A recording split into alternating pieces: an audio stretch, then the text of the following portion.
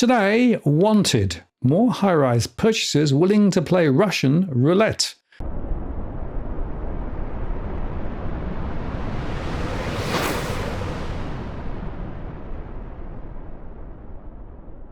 Hello again, it's Martin North from Digital Finance Analytics, our latest post covering finance and property news.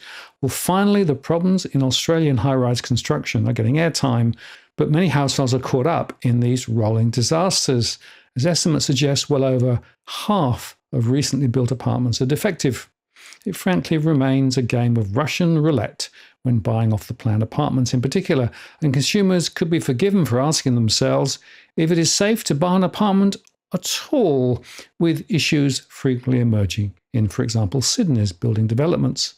The current legislation is not effective, and of course the question is, who will foot the bill for repairs?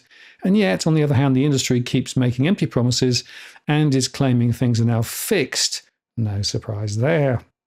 So let's look back at some of the issues so far in New South Wales. In recent years, building developments such as Opal Towers and 2 buildings owned by Toplace have hit the headlines for all the wrong reasons, leaving some owners and occupiers out of pocket and traumatised. Last year, New South Wales regulators issued work rectification orders against building sites, including the Laneways Rosebery, which has serious structural defects, and Toplace's Vicinity complex in Canterbury over, quote, potential serious defects.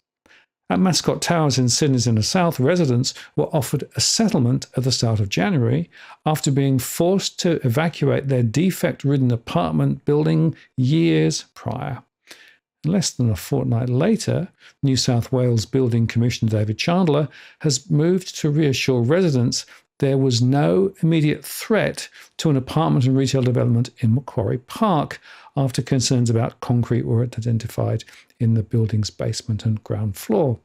What we have done so far is we've told the developer, you are responsible and you're going to fix this under the powers of the New South Wales Residential Apartment Buildings Act, Mr. Chandler said on Thursday last week. But Lachlan's line is just one of the many, with building work rectification orders issued all the time by Building Commission New South Wales. We're probably issuing 4 or 5 orders a week at the moment, Mr. Chandler said. Now, the ABC writes that in December, the New South Wales Building Commission was given extra powers to order fixes during construction, aimed at boosting public confidence in buying homes off the plan. Under the new powers given to the Building Commissioner, a 5-star rating system for builders and developers called iCert and 10-year defect insurance for apartment buildings are now in place.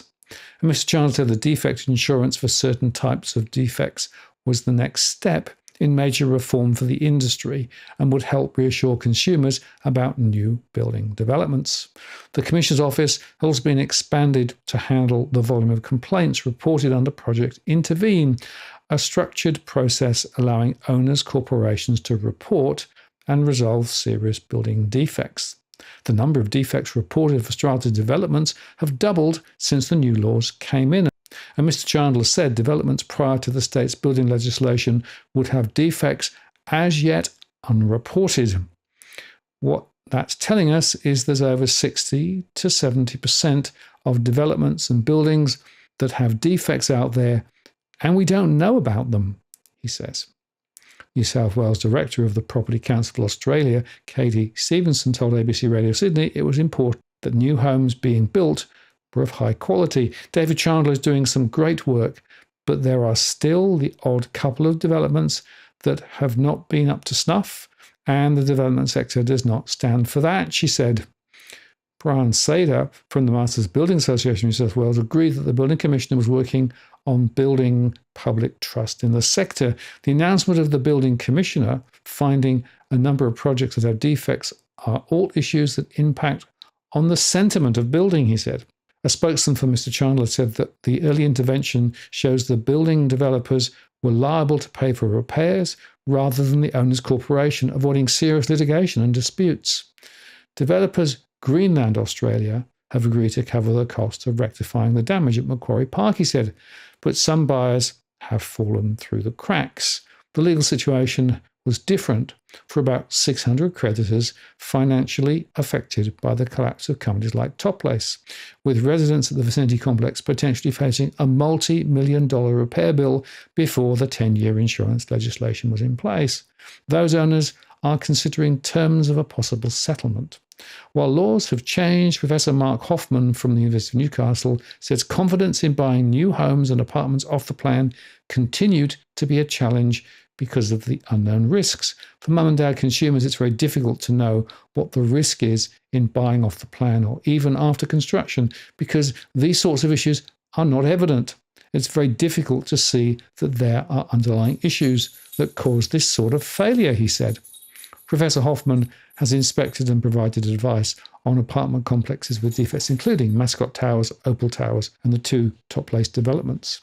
He said Australia's shortage of engineers needs to be addressed to ensure qualified and experienced engineers are able to oversee projects and avoid problems. We have a considerable skill shortage in engineering across the board, he said. You need to have good engineering design to make sure that buildings are safe, and also overseeing construction to make sure the building is constructed as designed. Australia's engineering skill and labour shortage is at its highest level in over 10 years, with the demand for engineering skills outpacing supply, a report by Engineers Australia last year found. And Mr Chandler has vowed to shine the light on instances where engineers haven't done their job properly. What will the extra powers continue to achieve? Well, Professor Hoffman believes the new stricter laws allowing the building commissioner's intervention shows that things are changing in the construction industry. A string of high-profile building defects pave the way for building reforms, while some see green shoots in the industry. Owners of the uninhabited Mascot Towers feel they've been left behind. It's disappointing, the structural damage, but it also shows the building commissioner is doing his job, and it's good to see that his office is expanding, he said. Opposition leader Mark Speakman believes consumers can have confidence from here on. People can have confidence to buy off the plan because the building commissioner is dealing with the legacy defects, he said. Now, a couple of observations. Firstly, the legacy issues are not fully being covered. Chandler's already said that he thinks there are many properties with defects that haven't been reported, and he also acknowledges that until the new legislation came in, they had very limited means of recourse. So many people are living in properties that are actually probably wonky. And secondly, the view that everything is now fine and it's a historic issue is just not true. Even today, new buildings being built are probably being built poorly, with materials costs rising and with labour costs also a problem. And so until we get a better means of inspection through the construction process, which means independent certification as you go through, this is not going to get solved anytime soon. And I'm surprised, frankly, that the New South Wales building commissioners have not actually pushed harder for more specific certification, because that is the best way to make sure that things are working as they should work. So if you are in the market for an off the plan, you could well be thinking it's like Russian roulette. You actually don't know what you're getting. And if you do pull the trigger and buy one of those apartments, you may well be getting a lot more than you bargained for, or not. I'm Martin North from Digital Finance Analytics. Many thanks for watching, and I'll see you again next time.